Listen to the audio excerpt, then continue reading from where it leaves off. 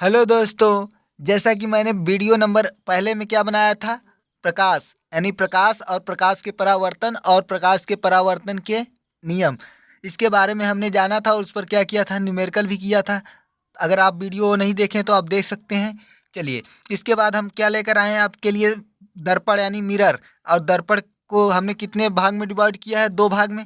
एक होगा क्या, समतल दर्पण, और दूसरा क्या होगा, गोली दर्पण।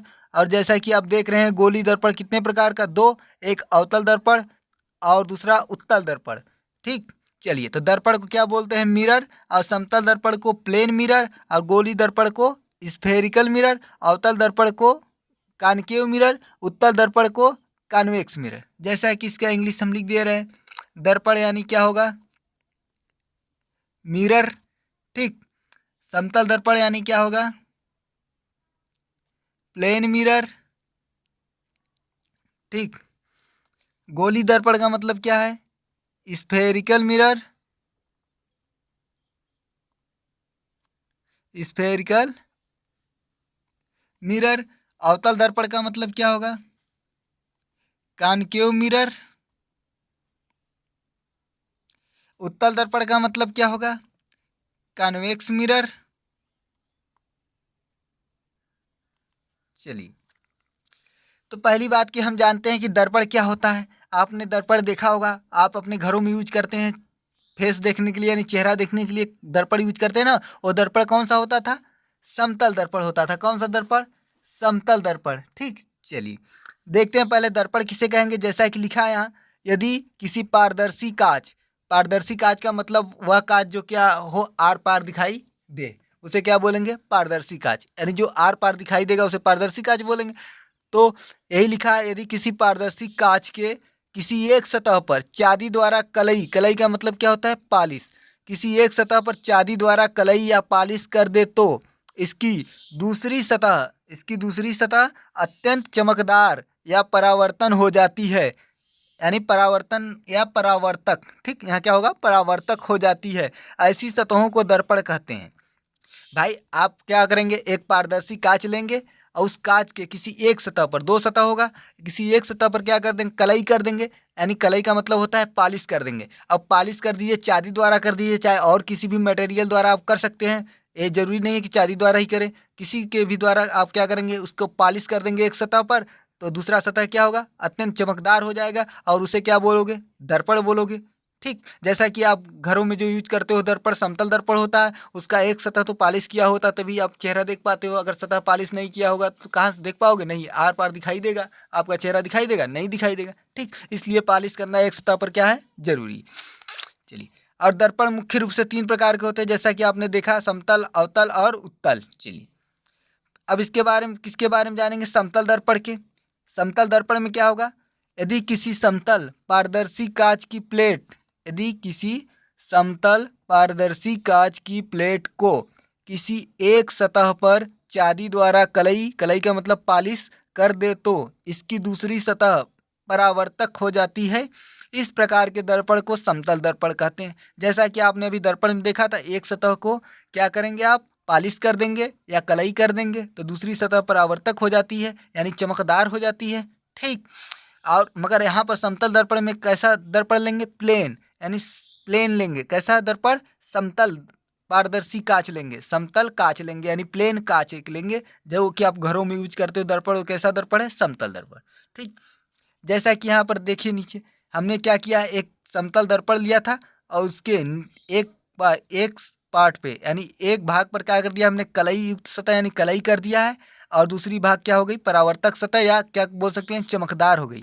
तो इस प्रकार के दर्पण को क्या बोलेंगे, समतल दर्पण। यहाँ तक आपको समझ में आया होगा। चलिए आगे चलते हैं। ठीक। अब पढ़ते हैं समतल दर्पण के गुण, यानी प्रॉपर्टी ऑफ प्लेन मिरर। तो अभी जानेंगे कि समतल दर्पण के गुण क्या होते हैं। उससे पहले आप देखिए, क्या, अगर एक बात अपने दिमाग में बैठा लीजिए, क्या, कि अगर कोई भी प्रतिबिंब, इमेज अगर आभासी होगा, कोई भी इमेज क्या होगा, अगर आभासी होगा तो वह हमेशा कैसा होगा, सीधा होगा। यह अपने दिमाग में एकदम बैठा लीजिए, अगर कोई प्रतिबिंब आभासी बनता है तो वह हमेशा कैसा होगा, सीधा होगा। अगर कोई प्रतिबिंब वास्तविक है तो वह हमेशा उल्टा होगा। अगर कोई प्रतिबिंब वास्तविक रहेगा तो वो कैसा होगा, हमेशा उल्टा वास्तविक के साथ क्या लगेगा, हमेशा उल्टा, और आभासी के साथ क्या लगेगा, हमेशा सीधा। ठीक, तो यहाँ तक आपको समझ में आया। और इमेज, प्रतिबिंब किसे कहते हैं? प्रतिबिंब, आपसे अगर पूछा जाए कि प्रतिबिंब किसे कहते हैं तो आप भाई प्रतिबिंब बता लेंगे। प्रतिबिंब यानी इमेज। अभी पहले इमेज की बात कर लेते हैं। ठीक, किसकी बात? इमेज की। देखते हैं इमेज यानी क्या होगा। इमेज का मतलब होता है प्रतिबिंब। तो भाई प्रतिबिंब देख रहे थे कैसा, आभासी है तो हमेशा सीधा होगा, और वास्तविक है तो उल्टा। उसके पहले हम क्या जानते हैं, क्या जानेंगे कि प्रतिबिंब, प्रतिबिंब यानी इमेज क्या होता है। तो आपने देखा था कि जब परावर्तन में क्या हो रहा था, कोई परावर्तित किरण क्या हो रही थी, परावर्तित हो रही थी। तो प्रतिबिंब किसे कहेंगे?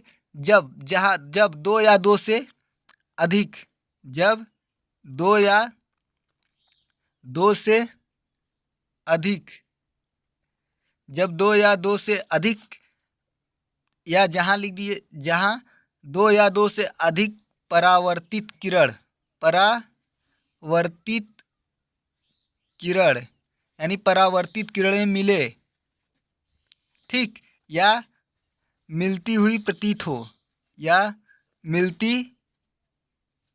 हुई क्या हो, प्रतीत हो। क्या बताएंगे? जहां दो या दो से अधिक परावर्तित किरणें, कौन सी किरणें? परावर्तित किरणें मिले या मिलती हुई प्रतीत हो, उसे क्या बोलोगे? इमेज बोलोगे, यानी क्या बोलोगे? प्रतिबिंब बोलोगे। ठीक, प्रतिबिंब कहेंगे उसे। जहां दो या दो से अधिक परावर्तित किरणें मिले या मिलती हुई प्रतीत हो उसे प्रतिबिंब कहते हैं।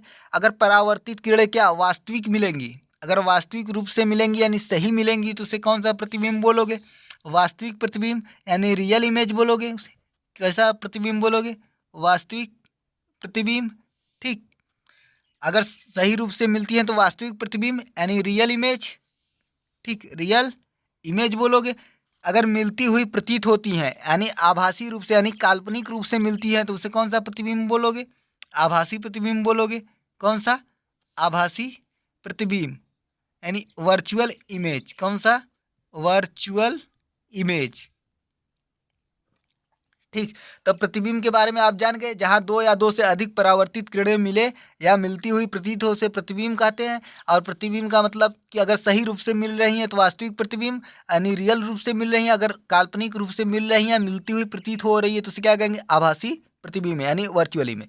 चलिए, आप प्रतिबिंब के बारे में जान गए हैं, चलते हैं फिर क्या गुण के, देखते हैं इसका गुण क्या होता है। ठीक, चलिए, तो नंबर क्या है? नंबर एक, समतल दर्पण का गुण में नंबर एक क्या है कि समतल दर्पण से बना प्रतिबिंब आभासी, आभासी का मतलब हमने बताया काल्पनिक, और हमने बताया था कि जहां आभासी दिखेगा तुरंत क्या होगा? सीधा होगा। ठीक, तो आप दिमाग में बात रखेंगे, समतल दर्पण से बना प्रतिबिंब आभासी, सीधा तथा आकार में वस्तु के बराबर होता है। ठीक, इस बात को हम सिद्ध भी करेंगे, अभी आगे सिद्ध करेंगे कि समतल दर्पण से बना प्रतिबिंब आभासी, सीधा, आकार में वस्तु के बराबर कैसे होता। आपको दिखाएंगे एकदम सिद्ध करके, आप देखेंगे कि एकदम ये बात सही है कि नहीं। अभी तक आप अपने दिमाग में यही रखेंगे कि समतल दर्पण से बना प्रतिबिंब हमेशा कैसा होगा? आभासी होगा, सीधा होगा तथा आकार में वस्तु के बराबर होगा, यानी वस्तु की लंबाई जितनी होगी उतना ही उसमें प्रतिबिंब उसका दिखेगा। तो ये आपको रखना है, अभी इसको हम सिद्ध करेंगे आगे चलकर, आगे अभी सिद्ध करेंगे। ठीक, चलिए नंबर दो देखते हैं क्या होता है। समतल दर्पण के सामने कोई वस्तु जितनी दूरी पर स्थित होती है उसका प्रतिबिंब दर्पण के पीछे दर्पण से उतने ही दूरी पर बनता है। क्या लिखा है?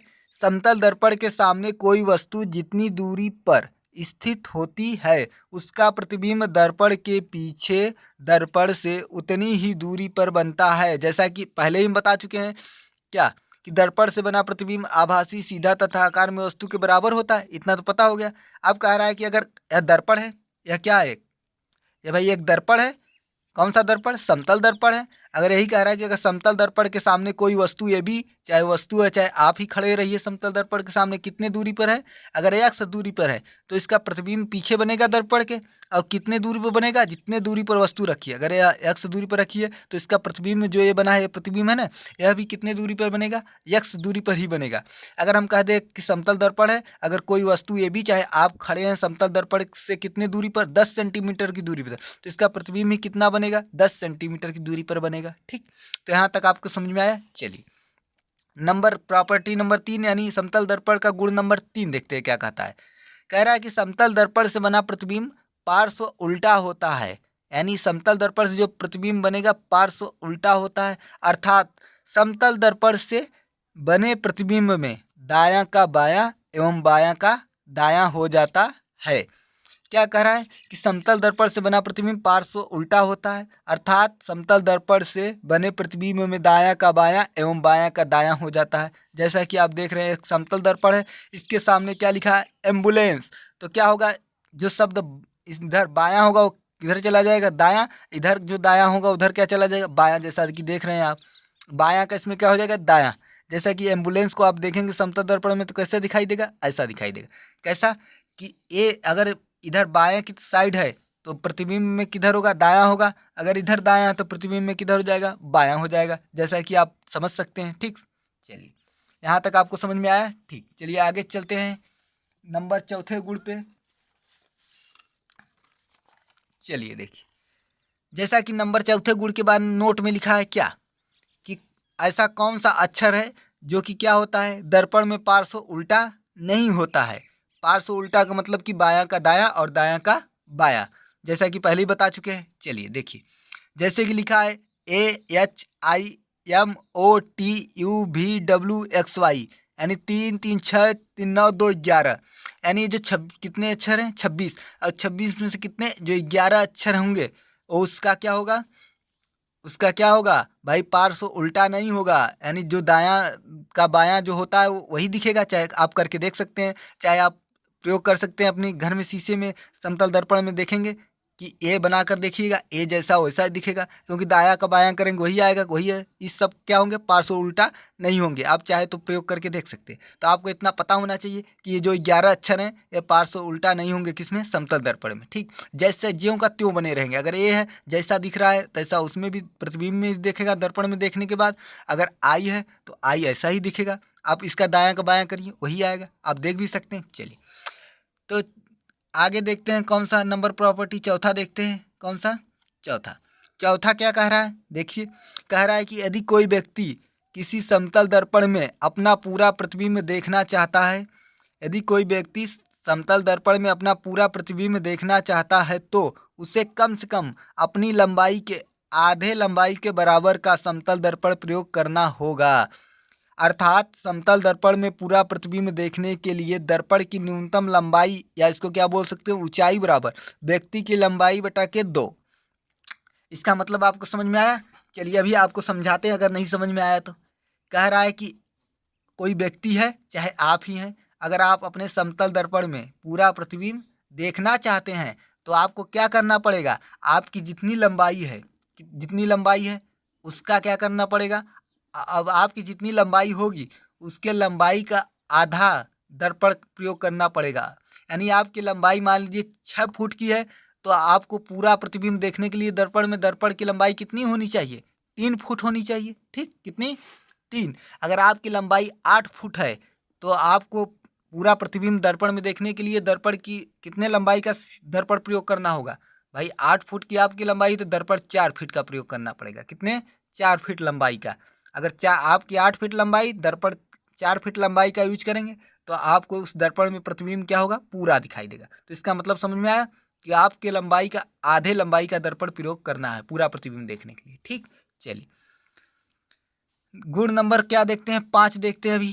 क्या कहता है? यदि कोई व्यक्ति किसी समतल दर्पण के सामने ठीक उतनी ही दूरी पर खड़ा हो जितनी की उसकी लंबाई है, इस स्थिति में पूरा प्रतिबिंब देखने के लिए दर्पण की न्यूनतम लंबाई या ऊंचाई कितनी होनी चाहिए? व्यक्ति की लंबाई बटे 3। अगर व्यक्ति की लंबाई कितनी है? h, तो h बटे 3 होगा। इसका मतलब समझ में आया आपको? चलिए, अगर नहीं समझ में आया तो अभी समझाते हैं। इसमें यानी यह कहना चाह रहा है कि यदि कोई व्यक्ति है किसी समतल दर्पण के सामने ठीक उतनी ही दूरी पर खड़ा है जितनी कि उसकी लंबाई। ये कह रहा है कि कोई समतल दर्पण है, जैसा कि ये दिख रहा है फिर चित्र में, ये चित्र में समतल दर्पण है और कह रहा है कि कोई व्यक्ति समतल दर्पण के सामने कितने दूरी पर खड़ा है जितनी कि उस व्यक्ति की लंबाई है। जैसे आप है, आपकी लंबाई कितनी है, अगर एच है, आपकी लंबाई कितनी है, एच है, और आप कितने दूरी पर खड़े हैं, एच दूरी पर खड़े हैं। दर्पण से कितनी दूरी पर खड़े हैं, एच। कह रहा है कि भाई कोई दर्पण के सामने आप कोई व्यक्ति है, चाहे आप हो, आपकी जितनी लंबाई है उतनी ही दूरी पर खड़े हैं। अगर आपकी लंबाई एच है तो आप दर्पण से कितनी दूरी पर खड़े हैं, एच दूरी पर खड़े हैं। तब उस समय आपको प्रतिबिंब देखने के लिए क्या करना पड़ेगा, तो उस समय आपको प्रतिबिंब पूरा देखने के लिए दर्पण में क्या करना पड़ेगा, आपकी जितनी लंबाई उसका 1/3 भाग क्या होना चाहिए, दर्पण की लंबाई। कितनी, दर्पण की लंबाई। जबकि पहले वाले में क्या था कि भाई समतल दर्पण में पूरा प्रतिबिंब देखना था, आपको ये नहीं कहा गया था कि आप कितनी दूर पर खड़े हैं, आपको दूरी फिक्स नहीं है कि कितनी दूरी पर खड़े हैं, तो उस समय आधी लंबाई का दर्पण प्रयोग करना था। मगर आपको यहाँ पर फिक्स है कि आप उतनी ही दूरी पर खड़े हैं जितनी कि आपकी लंबाई है। दर्पण से कितनी दूर पर खड़े हैं, जितनी कि आपकी लंबाई है। आपकी अगर लंबाई 6 फुट है तो दर्पण से आप कितनी दूरी पर खड़े हैं, 6 फीट की दूरी पर खड़े हैं। तब उस समय आपको पूरा प्रतिबिंब देखने के लिए दर्पण में कितने लंबाई की दर्पण का प्रयोग करना पड़ेगा, कितने, जितनी आपकी लंबाई उसका 1/3, यानी व्यक्ति की लंबाई बटे 3। तो आ जाएगा, यहाँ तक आपको समझ में आया होगा। चलिए अब अगले प्रॉपर्टी पर चलते हैं। कौन सा प्रॉपर्टी है, नंबर 6। छठवां गुण क्या कह रहा है, यदि किसी मोटे समतल दर्पण से, अगर कोई समतल दर्पण कैसा है, मोटा है, तो किसी वस्तु के अनेक प्रतिबिंब बनते हैं। यानी किसी मोटे समतल दर्पण से किसी वस्तु के अनेक प्रतिबिंब बनते हैं, अर्थात प्रतिबिंब की एक लंबी श्रृंखला दिखाई देती है। भाई जब कोई क्या है, मोटा समतल दर्पण है तो उससे अनेक प्रतिबिंब बन रहे हैं, तो उसकी क्या होगी, प्रतिबिंब की एक लंबी श्रृंखला दिखाई देगी, यानी बहुत सारे प्रतिबिंब दिखाई देंगे, जिसमें क्या होगा, द्वितीय प्रतिबिंब सबसे अधिक चमकीला बनता है। तो ये बात आपको याद रखनी है, आपको पूछ सकता है। ठीक, क्या पूछ देगा कि भाई ये बताइए, क्या एक मोटा समतल दर्पण है, उसमें प्रतिबिंब तो बहुत सारे बनते हैं, तो उसमें सबसे ज़्यादा अधिक चमकीला कौन सा प्रतिबिंब होता है, तो आप कौन सा बताएंगे, द्वितीय, यानी दूसरा प्रतिबिंब सबसे अधिक चमकीला बनता है। चलिए आगे चलते हैं, नंबर गुण कौन सा, नंबर 7 पे, गुण नंबर 7 देखते हैं। 7वां गुण क्या कहता है, 7वां गुण कह रहा है कि समतल दर्पण की आवर्धन क्षमता सदैव +1 होती है। तो आपको याद रहेगा, समतल दर्पण की आवर्धन क्षमता सदैव +1 होती है। अभी हम सिद्ध करेंगे कि आवर्धन क्षमता +1 कैसे आती है। चलिए देखिए, पहली बात की आवर्धन क्षमता को m से लिखते हैं, और आवर्धन क्षमता बराबर क्या होता है, प्रतिबिंब की लंबाई बटे वस्तु की लंबाई, या प्रतिबिंब की ऊंचाई बटे वस्तु की ऊंचाई, दोनों का एक ही मतलब है। ठीक, अगर प्रतिबिंब की लंबाई को आई से हम लिखते हैं और वस्तु की लंबाई को किससे लिखेंगे, ओ से लिखेंगे। तो आप जानते हैं कि समतल दर्पण में जो प्रतिबिंब की लंबाई हो, जितनी वस्तु की लंबाई होती है उसी के बराबर प्रतिबिंब की लंबाई होती है। जैसा कि आपने क्या समतल दर्पण का गुण नंबर 1 पढ़ा था ना, कि प्रतिबिंब की लंबाई वस्तु की लंबाई के बराबर होगी। क्यों भाई, जितने प्रतिबिंब वस्तु की लंबाई थी उतनी प्रतिबिंब की लंबाई बनी थी। आपने देखा था कि वस्तु के बराबर प्रतिबिंब बनता है, इसलिए प्रतिबिंब की लंबाई जितनी होगी उतनी वस्तु की लंबाई किसमें है, मगर समतल दर्पण में। तो आप अगर प्रतिबिंब की लंबाई को एच से लिख रहे हैं तो समतल दर्पण की लंबाई को भी एच से लिखेंगे, और एच कट के क्या आ जाएगा, प्लस में 1 आएगा, 1 आएगा मतलब +1। इस प्रकार आपने बता दिया कि समतल दर्पण की आवर्धन क्षमता सदैव +1 होती है। तो आपको ये बात याद होनी चाहिए, और कैसे आया आपने देख लिया। ठीक, चलिए गुण नंबर 8 में चलते हैं। गुण नंबर 8 क्या कहता है कि समतल दर्पण की वक्रता त्रिज्या r अनंत होती है। क्या होती है, r अनंत। तो आपको ये बात ध्यान में रखनी चाहिए कि समतल दर्पण की वक्रता त्रिज्या क्या होगी, अनंत होगी। भाई समतल दर्पण है और उसकी वक्रता त्रिज्या करो, देखो क्या जाएगा, ये बढ़ता जाएगा बढ़ता जाएगा। समतल कोई चीज़ है, प्लेन, ये प्लेन मिरर दिख रहा है, इसकी भाई वक्रता त्रिज्या क्या होगी, इसको बनाओगे क्या होगा, बढ़ता जाएगा बढ़ता जाएगा और बढ़ता जाएगा। इसकी त्रिज्या क्या है, आप बता सकते हो, नहीं, बहुत बड़ा चला गया, छोटा यहाँ से यहाँ से यहाँ से यहाँ होता चला जाएगा। इसलिए क्या होती है, समतल दर्पण की वक्रता त्रिज्या क्या होगी, अनंत होगी। चलिए अगला गुण नंबर 9 देखते हैं। 9 नंबर क्या कहता है, समतल दर्पण की फोकस दूरी भी क्या होती है, अनंत होती है। भाई आपको पता हो गया कि समतल दर्पण की वक्रता त्रिज्या अनंत है, तो समतल दर्पण की फोकस दूरी भी क्या होगी, अनंत। क्यों? क्योंकि आपको एक फार्मूला पता है कि समतल दर्पण की फोकस दूरी एफ, फोकस दूरी को किससे लिखते हैं, एफ से, और एफ बराबर क्या होता है, r/2 होता है। जब r का मान अनंत रखेंगे और अनंत बटा 2, और अनंत बहुत बड़ा चीज है, क्या है, बहुत बड़ा, उसमें किसी का भी भाग देंगे तो क्या आएगा, अनंत। इसलिए वक्रता त्रिज्या अनंत, तो फोकस दूरी भी क्या होगी, अनंत। आपको पता हो गया क्योंकि एफ बराबर r/2 से। फार्मूला आपको पता होना चाहिए, फार्मूला बहुत ही क्या है, इंपॉर्टेंट है, इसलिए फार्मूला आपको पता होना चाहिए। एफ बराबर r/2, इसलिए एफ क्या हो गया, इन्फिनिटी। चलिए समतल दर्पण का गुण नंबर 10 देखते हैं। 10वां गुण क्या कहता है कि समतल दर्पण की क्षमता शून्य होती है, यानी पावर। कैसे?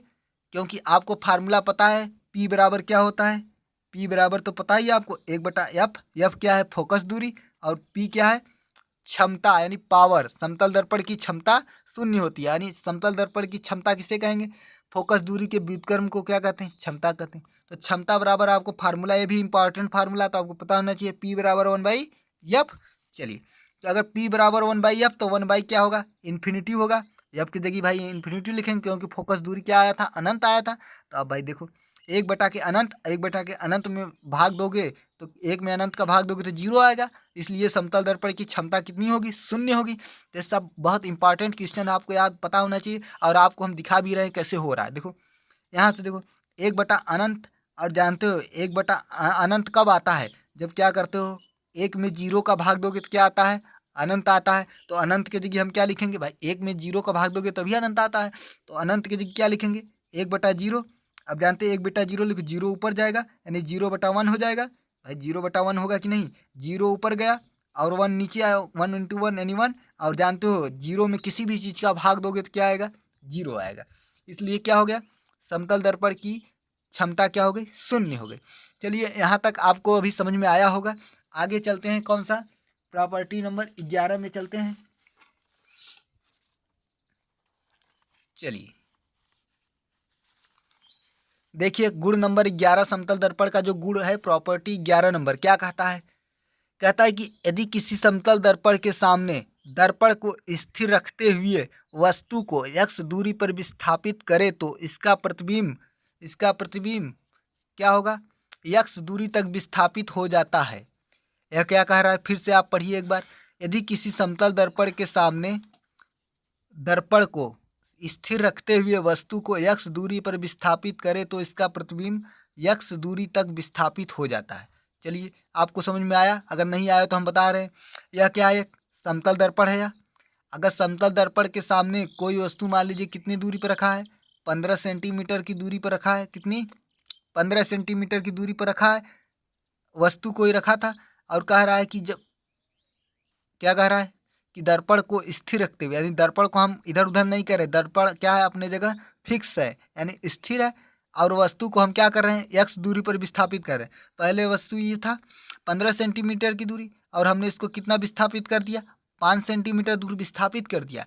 तो कह रहा है इसका प्रतिबिंब भी कितना विस्थापित हो जाएगा, अगर x सेंटीमीटर विस्थापित किया तो x होगा, अगर 5 सेंटीमीटर विस्थापित किया है तो 5 सेंटीमीटर इधर प्रतिबिंब भी विस्थापित, प्रतिबिंब क्या बनेगा दर्पण के पीछे। तो यहाँ क्या बना है, 15 सेंटीमीटर बना। 15 सेंटीमीटर भाई पहले वस्तु था, तो प्रतिबिंब भी 15 सेंटीमीटर पर ही बनेगा। मगर इसको हमने यहाँ से 5 सेंटीमीटर विस्थापित किया है इस वस्तु को, तो यहाँ से भी प्रतिबिंब भी कितना विस्थापित होगा, 5 सेंटीमीटर।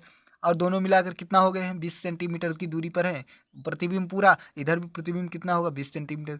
तो यहाँ से आपको बस यह समझना था कि अगर कोई दर्पण फिक्स है और वस्तु को हम जितना विस्थापित कर देंगे उतना ही प्रतिबिंब भी विस्थापित हो जाएगा। तो यहाँ तक आपको समझ में आया होगा। चलिए प्रॉपर्टी नंबर 12 देखते हैं क्या कहता है, और ये बहुत ही इंपॉर्टेंट प्रॉपर्टी है। देखिए क्या है कि यदि कोई व्यक्ति किसी समतल दर्पण के सामने v वेग से, यानी v वेलोसिटी से दौड़ता है तो उसे अपने प्रतिबिंब की चाल दोगुनी प्रतीत होती है। इसका मतलब आपको समझ में आया कि यदि कोई व्यक्ति किसी समतल दर्पण के सामने v वेग से दौड़ता है तो उसे अपने प्रतिबिंब की चाल दोगुनी प्रतीत होती है। चलिए जैसा कि अभी आपको समझाते हैं कि एक समतल दर्पण है, अगर समतल दर्पण के सामने कोई वस्तु कितने वेग से दौड़ रहा है, v वेग से, या मान लीजिए कि आप ही कोई समतल दर्पण है और आप उसके सामने कितने वेग से दौड़ रहे हैं, v वेग से दौड़ रहे हैं, तो आपको जो प्रतिबिंब दिखेगा, प्रतिबिंब की जो चाल होगी वो कितनी दिखाई देगी, 2v दिखाई देगी। कितनी दिखाई देगी, 2v दिखाई देगी।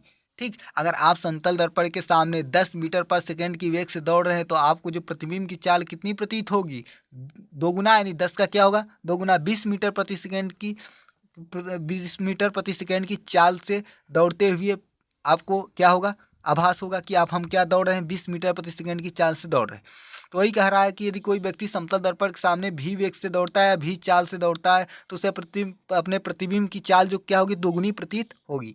अगर भी से दौड़ रहा है समतल दर्पण के सामने, प्रतिबिंब की चाल 2v। अगर कोई व्यक्ति या आप ही क्या 20 मीटर पर सेकंड की चाल से दौड़ रहे हैं तो प्रतिबिंब की चाल कितनी आपको प्रतीत होगी, 20 का 2 गुना 40 मीटर पर सेकंड। ठीक, तो यहाँ तक आपको समझ में आया। जैसा कि लिखा है, भी किसी अन्य स्थिर व्यक्ति को प्रतीत होने वाली चाल भी होगी, मगर 2v कब होगा, गतिमान व्यक्ति की अपेक्षिक चाल, वही जो क्या होगा, प्रतिबिंब की चाल दोगुनी प्रतीत हुई, v प्लस v यानी 2v प्रतीत होने वाली चाल 2v होगी दोगुनी, वही बात है। चलिए, तो आपको ध्यान में रहेगा कि आप अगर भी मीटर पर सेकंड या भी के चाल से दौड़ रहे हैं किसके, समतल दर्पण के सामने, तो प्रतिबिंब की चाल 2v होगी। चलिए अगला गुण देखते हैं, प्रॉपर्टी नंबर 13।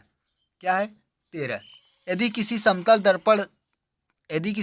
दर्पण को, अगर कोई समतल दर्पण है उसको थीटा कोण घुमा दे तो परावर्तित किरण 2 थीटा कोण से घूम जाती है। यह भी बहुत इंपॉर्टेंट क्वेश्चन है आपके लिए।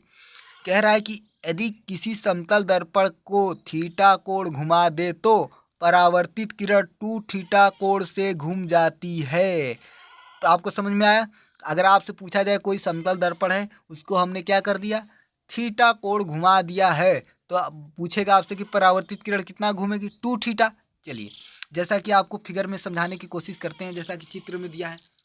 यह क्या है, जो एक क्या है, पॉलिश किया हुआ सतह है ना, एक समतल दर्पण था। यह भी एक समतल दर्पण है। तो पहले समतल दर्पण इस अवस्था में था, क्षैतिज में था। ये भाई समतल दर्पण है कि नहीं, यह क्या था, क्षैतिज स्थिति में। इसको हमने क्या किया है, इसको ये जो ऐसे था, अब इसको क्या कर दिया, इसको नीचे ला दिया। नीचे का मतलब कुछ झुका दिया, कितना कोण, थीटा कोण हमने इसको झुका दिया, कितना, थीटा कोण। तो परावर्तित किरण कितना कितना घूम जाएगी, 2 थीटा कोण घूम गई। ये देखिए, ये जो पहले समतल दर्पण यह था ना, इसको हमने इधर ला दिया, यानी थीटा कोण घुमा दिया। तो परावर्तित किरण पहले ऐसे थी, अब कहाँ कितना कोण ये घूम गई, यहाँ पहले परावर्तित किरण कितना थी, यहाँ थी, अब कितना घूम गई, 2 थीटा। चलिए, अगर आपको नहीं समझ में आया अभी भी आपको फिर से समझाते हैं हम, देखिए कैसे होगा। देखिए फिर से दिखाते हैं आपको। कह रहा है कि कोई दर्पण यहाँ था, समतल दर्पण है, जानते हैं इस पर कोई किरण आएगा उसे क्या बोलेंगे, आपतित किरण। कौन सा किरण, आपतित किरण होगा। ठीक, आपतित किरण है, और यहाँ से जानते हैं टकरा कर क्या होगा, परावर्तित होगा। अब यह दर्पण जो था इसको क्या कर दिया गया, थीटा कोण घुमा दिया गया। मान लीजिए इसको हमने क्या कर दिया, इस दर्पण को ऐसे कर दिया, कितना हो गया, कितना हो गया, थीटा कोण पर घूम गया है। तो ये पहले परावर्तित किरण थी, जब क्या था, दर्पण कैसा था, क्षैतिज में था, यानी हॉरिजॉन्टल में था, यानी क्षैतिज में था। तो परावर्तित किरण यह थी ना। अब हमने समतल दर्पण को क्या कर दिया, थीटा कोण घुमा दिया। तो अब क्या होगा, आपतित किरण आई है, अब परावर्तित किरण जो होगी क्या होगी, 2 थीटा कोण घूम जाएगी, 2 थीटा कोण घूम जाएगी। ठीक, अब परावर्तित किरण कौन है, आपतित किरण आ रही है, और परावर्तित किरण यह जा रही है, कौन सी, परावर्तित किरण। तो क्या हो जाएगा, परावर्तित किरण कितना घूम जाएगा, 2 थीटा कोण घूम जाएगा, यानी 2 थीटा कोण। ठीक, तो यहाँ तक आप बता लेंगे, आपको समझ में आया होगा। ठीक, चलिए, तो आपने देखा कि आपको पता होना चाहिए, कोई समतल दर्पण है उसको थीटा कोण घुमा दे तो परावर्तित किरण कितना घूम जाएगी, 2 थीटा कोण घूम जाएगी। ठीक, चलिए आगे चलते हैं, देखते हैं अगला गुण नंबर कौन सा देखेंगे। अब गुण नंबर 14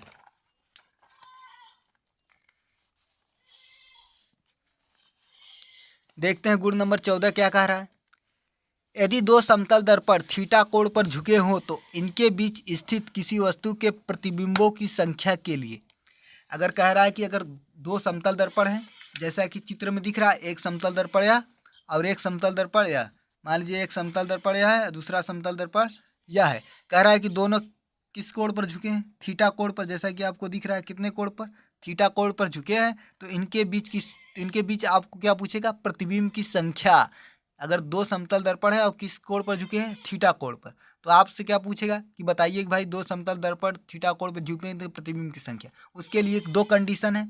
पहला कंडीशन देखिए, अगर जब 360 बाई थीटा क्या आएगा आपका, सम आएगा, यानी 360 में थीटा का भाग दोगे क्या आएगा, सम आएगा, तो प्रतिबिंब की संख्या क्या हो जाएगी, n बराबर 360 बाई थीटा -1 क्या होगा, -1। 300 भाई 60 बाई थीटा -1। अगर कोई सम आता है, जैसे सम का मतलब कितना आ गया, 60 डिग्री क्या है, एक सम संख्या है। अगर ये सम संख्या है, अगर सम संख्या आया 360 में 60 का देने के बाद, तो क्या करोगे, 360 में कितना का भाग दोगे, 60 का, तो क्या होगा, 0 0 6, यानी कितना आ गया 6। तो प्रतिबिंब की संख्या कितनी हो जाएगी, अब भाई सम आया तो एक घटा दोगे, यानी 6 में से एक जाएगा, कितने प्रतिबिंब बने, 5। कितने प्रतिबिंब, 5 बनेगा। ठीक, अगर सम आता है तो। ठीक, अगर हमने कह दिया कि दो समतल दर्पण थे और किस कोण पर झुके हैं, 60 डिग्री कोण पर झुके हैं, और 60 डिग्री का मतलब कि पहले चेक करेंगे कि सम होगा कि विषम। कैसे, 360 में भाग दोगे किसका, थीटा का, यानी थीटा की जगह कितना है कि दो समतल दर्पण 60 डिग्री झुके थे और 60 डिग्री का भाग दिया तो हमने देखा कि कितना आया, 60 डिग्री का भाग देने पर 6 आया, और छम सम 6 क्या है, सम संख्या, तो एक घटा दोगे, यानी कितने प्रतिबिंब, 5। अब कंडीशन नंबर 2 क्या कहता है कि जब 360 बाई थीटा कैसा हो, विषम हो, तो प्रतिबिंब की संख्या कितनी हो जाएगी, 360 बाई थीटा। अगर विषम आ जा रहा है तो प्रतिबिंब की संख्या क्या हो जाएगी, भाई जितना आएगा उतना ही आएगा। अगर सम आ रहा है तो एक घटा दोगे उसमें से। अगर विषम आ गया और भाग देने पर कितना आया, 3 आया, तो कितना होगा प्रतिबिंब की संख्या, 3 ही हो जाएगी, क्योंकि क्या है, विषम है, भाग देने पर विषम आया है। ठीक, चलिए तो यहाँ तक बता लेंगे। अगर सम आएगा तो उसमें से एक घटा देंगे, 360 में जो होगा थीटा उसका भाग दोगे, यानी 30 है तो 30 का भाग दोगे, 40 है तो 40 का भाग दोगे।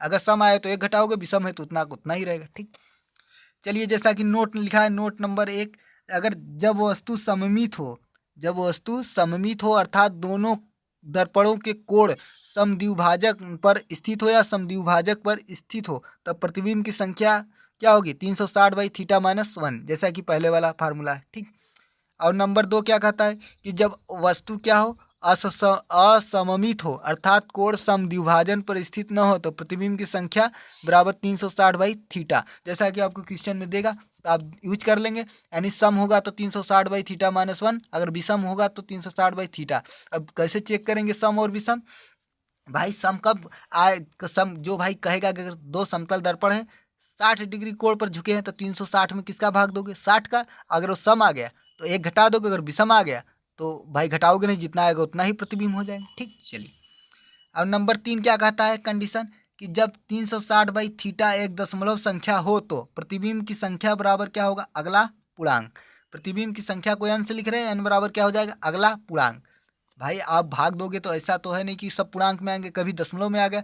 जैसे कि आपने भाग दिया और कितना आ गया, 360 में कितना का भाग दे रहे हैं, मान लीजिए हमने कितना का दिया, 50 का भाग दे दिया। अगर कह रहा है कि दो समतल दर्पण है जो 50 डिग्री के कोण पर झुके हैं, कितने, एक समतल दर्पण है, एक समतल दर्पण है, दोनों कितने डिग्री पर झुके हैं, 50 डिग्री के कोण पर झुके हैं, तो बताइए कि इनके बीच प्रतिबिंबों की संख्या क्या होगी। तो आप पहले चेक करोगे कि सम होगा कि विषम, तो क्या करोगे, 360 में 50 का भाग दोगे, तो भाग दोगे कितना आ गया, 5 7 35, एक बचा यानी 5.2, यानी 7.2 आ गया। अब बताओ प्रतिबिंब क्या होगा, न सम आया न विषम आया, क्या आ गया, दशमलव आ गया। अगर सम आता तो एक घटा देते इसमें, अगर विषम आता तो उतना ही रहता। अब क्या आ गया, दशमलव आ गया, तो क्या लिखा है यहाँ, अगर दशमलव में आ गया तो प्रतिबिंब की संख्या अगला पूर्णांक, 7.2 आया तो अगला पूर्णांक क्या होगा, 7 के बाद क्या आएगा, 8 आएगा, यानी प्रतिबिंब की संख्या कितनी हो जाएगी, 8 हो जाएगी। प्रतिबिंबों की संख्या आप कितना लोगे, 8 आ जाएगा। कोई भी दशमलव, 7.1, 7.2, 7.3 या 7.4 आता है तो प्रतिबिंब की संख्या कितनी हो जाएगी, आपको 8 हो जाएगी। तो आप यहाँ से प्रतिबिंब की संख्या निकाल सकते हैं कब, जब दो समतल दर्पण किसी कोण पर झुके हो, थीटा पर या 10 डिग्री पर, 20 डिग्री पर या 30 डिग्री पर। तो वहाँ पर आपको 3 बातें ध्यान में रखना। अगर सम आया तो एक घटा दोगे, अगर विषम आ गया यानी किसमें भाग देने पर पता चलेगा सम, 360 में, जो जिस कोण पर समतल दर्पण झुका होगा। अगर विषम आया तो उतना ही, अगर दशमलव में आ गया तो अगला पूर्णांक। ठीक, जैसा कि आपने आपको समझा दिया है। तो ये समतल दर्पण का गुण नंबर क्या था, 14। इसके बाद हम देखते हैं, ठीक है, समतल दर्पण का गुण नंबर 14 आप जान गए हैं। अब देखते हैं समतल दर्पण का गुण नंबर 15। जैसा कि ये हमने बताया था 50 डिग्री पर अगर झुका है क्या, दो समतल दर्पण कितने, दो। तो आपने देखा कि 360 में पहले चेक करेंगे भाग देकर, अगर सम आता है तो प्रतिबिंब की संख्या क्या होगी, उसमें से एक घट जाएगा, अगर विषम आता है तो उतना ही, अगर दशमलव आता है 7.2 है तो प्रतिबिंब की संख्या क्या लिखेंगे आप, 8 हो जाएगा। यहाँ प्रतिबिंब की संख्या कितनी हो जाएगी, अगला पूर्णांक यानी 8, जैसा कि हमने अभी आपको बता चुके हैं, है ना। प्रतिबिंब की संख्या कितनी हो जाएगी, 8 हो जाएगी। ठीक, चलिए जैसा कि गुण नंबर क्या कह रहा है, 14 के बाद गुण नंबर 15 कह रहा है किसी समतल दर्पण द्वारा उत्पन्न विचलन कोण डेल्टा, विचलन कोण को किससे लिखेंगे, डेल्टा से, और यह क्या होगा 180 माइनस 2i। और आई जानते हैं आप क्या है, आपतन कोण, आई क्या है, आपतन कोण। तो अगर आपसे पूछे कि किसी समतल दर्पण द्वारा उत्पन्न विचलन कोण कितना होगा, तो delta equal to 180 minus 2i। चलिए जैसा कि इसको भी आपको सिद्ध करके दिखाएंगे, कब, आगे दिखाएंगे जब आपको अभी सिद्ध करेंगे कौन सा, कि समतल दर्पण से बना प्रतिबिंब आभासी सीधा था ना, और क्या होता था, आकार में वस्तु के बराबर और वस्तु समान दूरी पर था, वो भी सिद्ध करेंगे, इसको भी सिद्ध करेंगे। तो आपको याद होना चाहिए पहली बात कि आपसे पूछ सकता है कि बताइए उत्पन्न विचलन कोण डेल्टा इक्वल टू आपतन कोण दे देगा, पूछ लेगा, तो आपतन कोण 180 माइनस 2i कर दोगे। ठीक, गुण नंबर 16 देखते हैं कि अगर थीटा कोण पर झुके दो समतल दर्पण द्वारा उत्पन्न परिणामी विचलन कोण, अगर परिणामी पूछ देगा तो, अगर दो समतल दर्पण थे थीटा कोण पर झुके हैं और उनका उत्पन्न परिणामी विचलन कोण करेगा तो डेल्टा इक्वल टू क्या होगा 360 माइनस 2 थीटा। अगर परिणामी पूछेगा तो ये फार्मूला लगाओगे। ठीक, अगर विचलन कोण पर पूछेगा समतल दर्पण द्वारा तो 180 माइनस 2i। अगर दो समतल दर्पण हैं और थीटा कोण पर झुके हैं और उनके द्वारा पूछ रहा है कि उत्पन्न परिणामी विचलन कोण, तो कौन सा फार्मूला लगाओ, 360 डिग्री माइनस 2 थीटा, यह फार्मूला लगाएगा, फार्मूला लगाओगे। उम्मीद है कि आपको वीडियो यहाँ तक बहुत अच्छी तरह समझ में आया होगा। ठीक, अगर जहाँ वीडियो आपको डाउट हो तो आप कमेंट कर सकते हैं। ठीक है, और अगले वीडियो में जब अगला वीडियो पार्ट नंबर 3 लाइट का लेकर आएंगे तो उसमें आपको सिद्ध करेंगे दो चीज़ें हमने कहा, एक गुण नंबर 15 और एक गुण नंबर 1 कि कैसे होता है, उसको उस वाले वीडियो में आपको सिद्ध करेंगे, तो वो वीडियो आप देखना ना भूलें।